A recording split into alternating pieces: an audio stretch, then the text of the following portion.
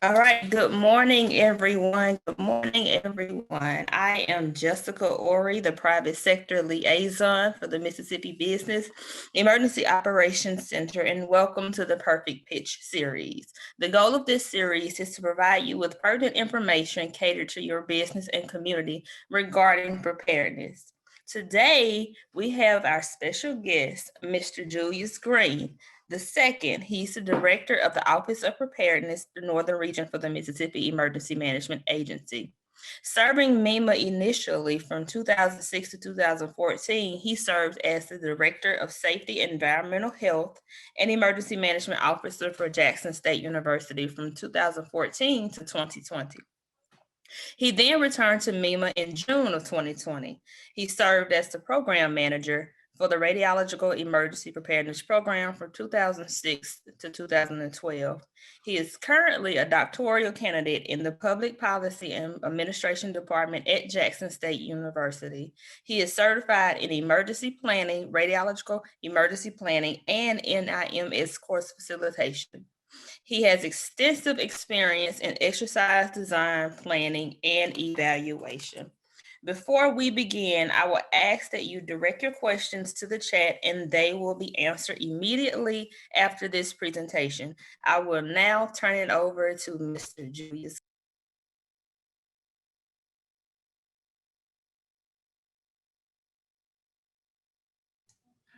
Good morning, everyone. As Ms. Ori pointed out, I do serve here at MEMA as the director in the Office of Preparedness Northern Region.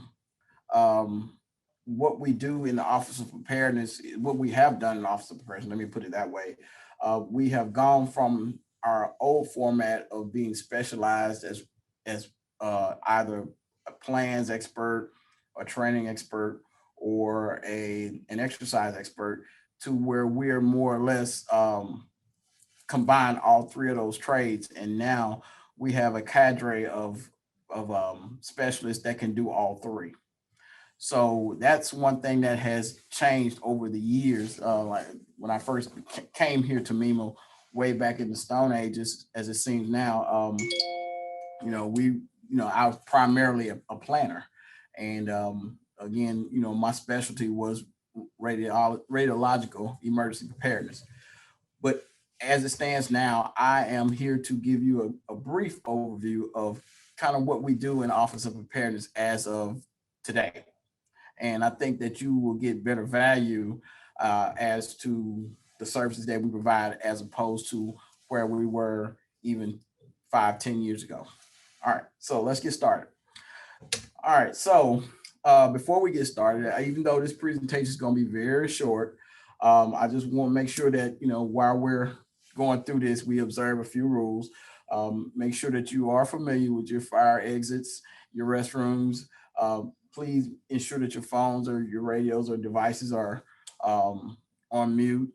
If you have to take a call, I know we're all important and everything. So if you have to take a call, turn your camera off, turn your microphone off, take your call or whatever, and we'll be here when you get back. I don't think we're going to be here long enough to have a coffee break, but I mean, if you want to take, enjoy your coffee or drink or whatever you got, you're more than welcome to do so throughout this presentation. Of course, we've already gone through the introductions and everything. I do not know how many people are on the chat today, but if you want to go around the room at this point, I would be more than happy to do that. Or Miss Ori, you can allow them to just put it in their introductions in the chat for everybody to see, to make sure that we're, stay on time. All right, it's totally up to you. But I think I prefer them putting it in the chat. Okay. That's perfectly fine. That way it'll keep us on time. Like I say, I know with everything that's going on, even with us, and I know you guys are busy as well, that would be the more expedient way to do the introductions. So what does the Office of Preparedness offer? Okay, as you can see in our main topic here, we came up with the phrase "hurry to preparedness." The reason why we came up with that phrase is because whether you know it or not, this year, May 16th, actually is the official start of hurricane season. Normally it's June the 1st, but this year the National Weather Service is moving it up because we've started to see so many earlier storms. And even last year, we had our first storm around the 1st of May last year. So our first named storm, I should say. So that's kind of why they moved it up to the 16th of May, which is not necessarily good news for any of us, but you know, it is a little bit of job security. But anyway, what does the Office of Preparedness offer? Well, at a glance, we do emergency disaster planning. We do emergency management training, and we do exercises. So that goes back to that format of plans, trains, exercise, or as we call it, PT&E.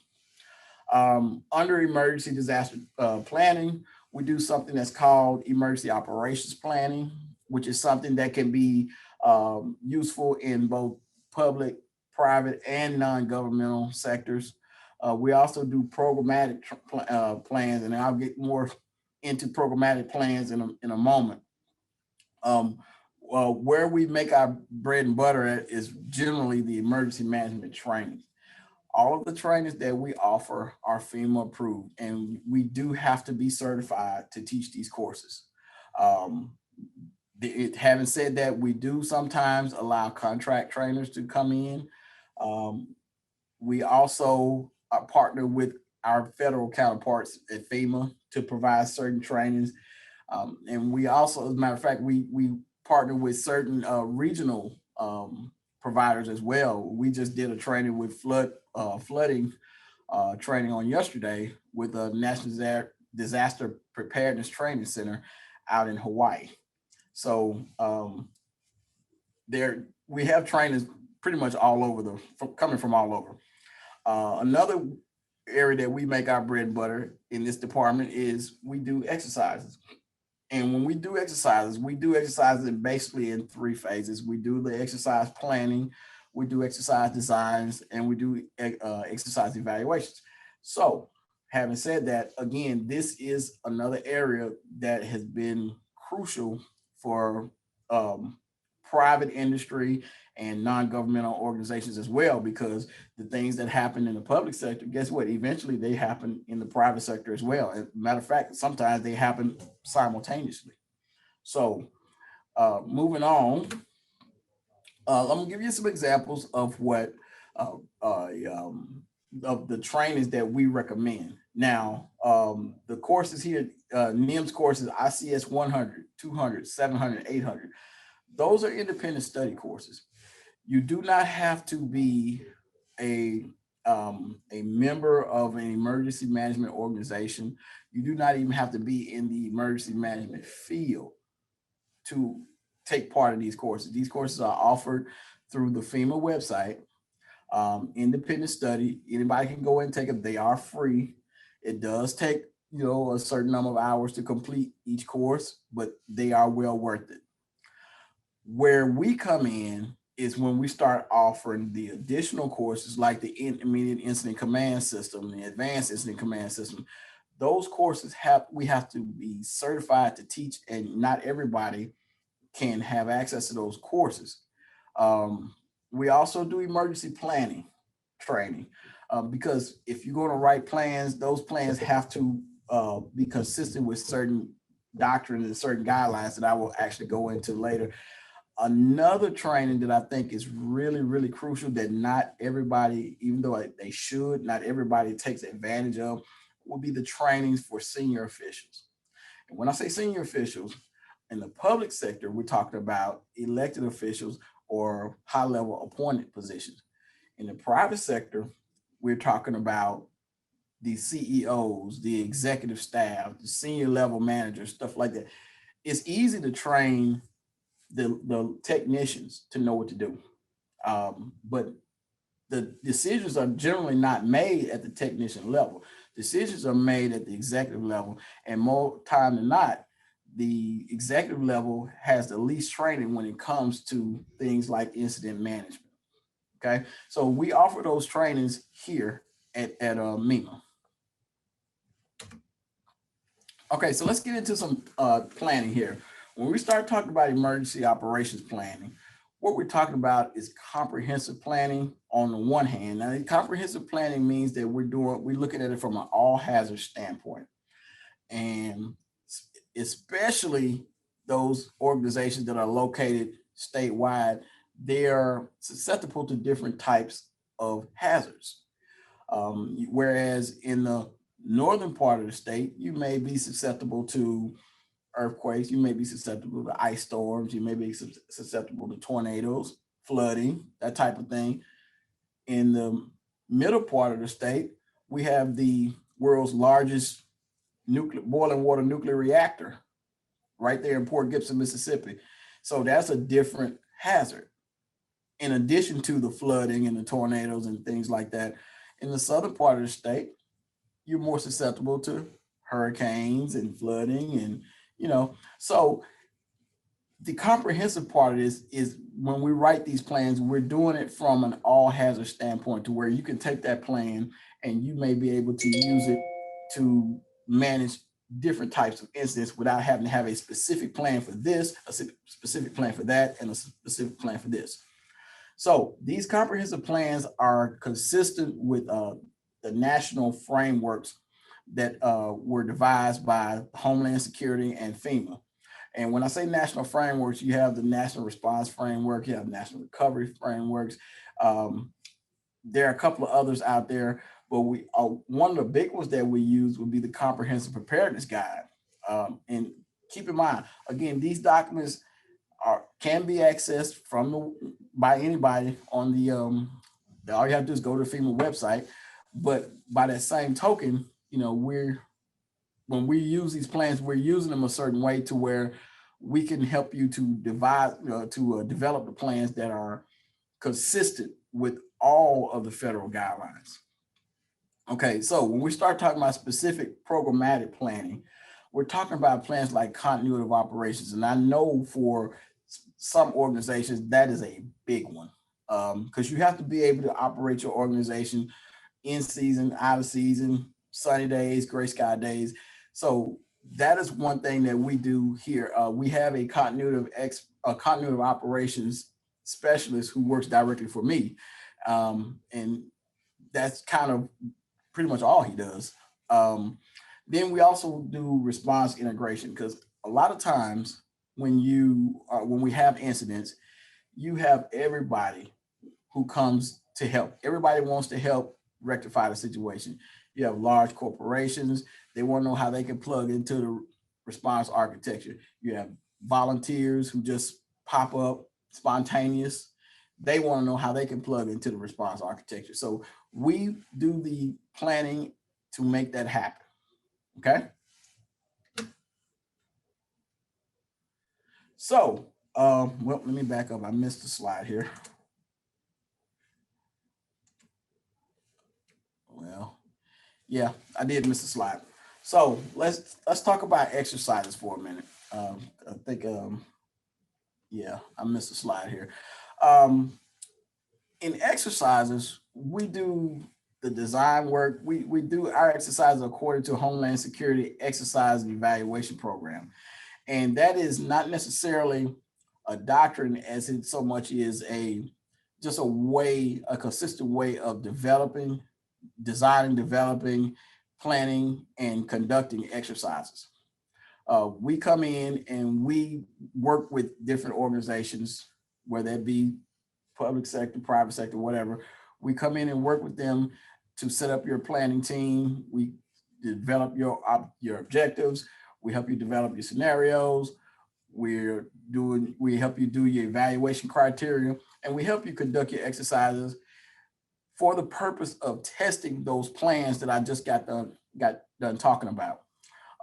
We help you find where there are gaps in your plans and everything. And once we do that, then we'll allow you or show you how to take those gaps or take what you find from those gaps and plug them back into your plans to make them better. Okay. So at this point, that's pretty much what we do in a nutshell. I could go on for days and days and days about the specifics of it, but it would help me if I knew what your questions were. So at this point in time, I'm going to open up the floor. Ms. Ori, if you have some questions in the chat that you would like to read off, or anybody that's on the call have questions, I'd be glad to answer.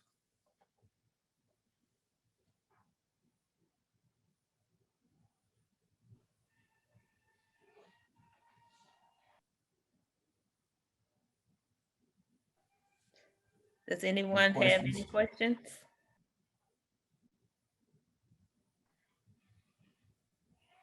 Julius, I have nothing in the chat right now. Okay. Nobody else? Hey, Julius. Yes, yes. Hey, it's Max Finn, bud. How you doing? Appreciate you Max, doing how this. you doing, buddy? Good. Tell me again the start date of hurricane season. May 16th. May 16th. Okay. Thank you. Yeah. Yeah, that's not necessarily good news, but you know, hey. Well, you're right though. They keep occurring earlier, and they keep running later in the modern era. Yeah, tell me about it. Anybody else have any questions? Yeah, good day, sir. Paul Miller from Verizon. Quick question on exercises. Is there any opportunities for private sector to participate in exercises that the state is conducting, or a list of such that we can see?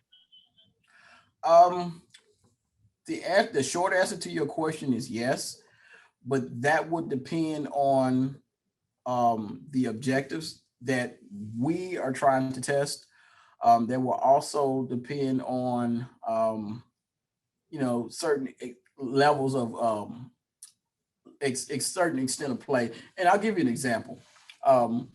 When I was a state radiological program manager, the company that operates the only nuclear power plant in the state of Mississippi is Entergy, and they operate the Grand Gulf Nuclear Power Station down in Port Gibson. Okay, well, we're required by federal law to be able to provide reasonable assurance to the general public that we can respond to an incident if something were to happen at that plant. Okay, so that requires Entergy as a private industry to come in with us and participate in these exercises. Okay, same thing with you guys, with you being Verizon. You say you're formerly with Verizon, or you still with Verizon? Still with them, sir, yes. You're still with them. Okay, so if there was an opportunity for, you know, that we were having, say, I'm just giving off the top of my head, a communications exercise to where we needed to test our capabilities during adverse conditions, or as part of like maybe a hurricane drill or something like that, then most definitely it would be advantageous for us to include you in on the exercise. But again, that would be part of the development of the exercise, and that would be part of the establishment of those objectives. So again, the short answer to your question is yes. Yes, sir. Thank you. Any more questions? And so, like I said before, guys, I'll be glad to put my information in the chat.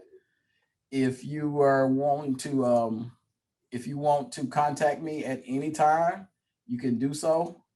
If you need help with developing a plan, or you need help with trainings, like I say, those initial trainings. Oh, Jessica already put it up there for me. Man, I appreciate you, Jessica. And I'll also give you guys my cell phone number as well. But if you need help with doing any kind of trainings or whatever, feel free to reach out to me. Even help with exercise, because that's pretty much all we do here. Plans, trainings, and exercise in this department. Okay, so I see a question here, any cost to the private sector? Well, from our end, the answer to that is no. There's no cost. Now, if you're participating in an exercise, whatever cost it would cost you in whatever, you know, equipment that you would use in the exercise, or man hours that you would devote to playing in that exercise, and that would be on your particular organization. But as far as the state coming in and charging you, no, we've never done that before. I don't see where we would do it now. Julius, I have a question. Are there Okay. any trainings available or coming up for the private sector that Trainings? they can? Okay, so those trainings are pretty much done by request, which is why I'm making sure I give you guys my contact information. So we have received requests from specific organizations, and we are developing trainings for them now. Just to give you one, I think the Library Commission has asked for a similar presentation to this, but they want to know, it's going to be a little bit more in depth. They want to know, get started with how they can get started with their actual trainings, which we are more than happy to do. I've had one company up in North Mississippi to reach out, and I've actually gotten them started on their trainings and whatever. So, but yeah, those are pretty much done by request. Thank you, sir.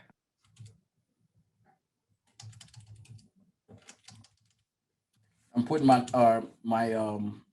cell phone number in here now.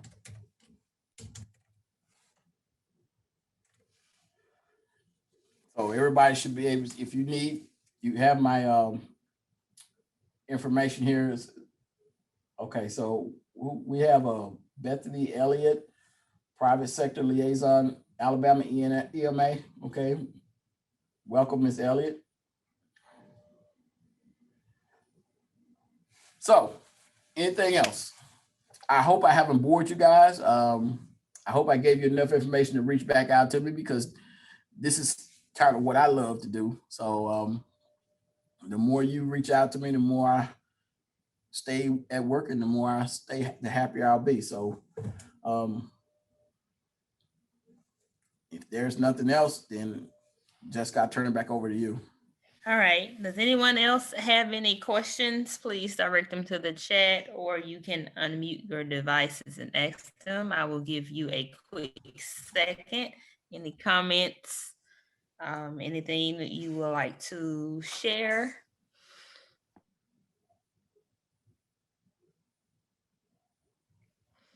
All right. Well, thank you all for participating in today's event. Next week, we will have Mr. Todd Demuth, the director for our recovery area, our recovery team, I'm sorry.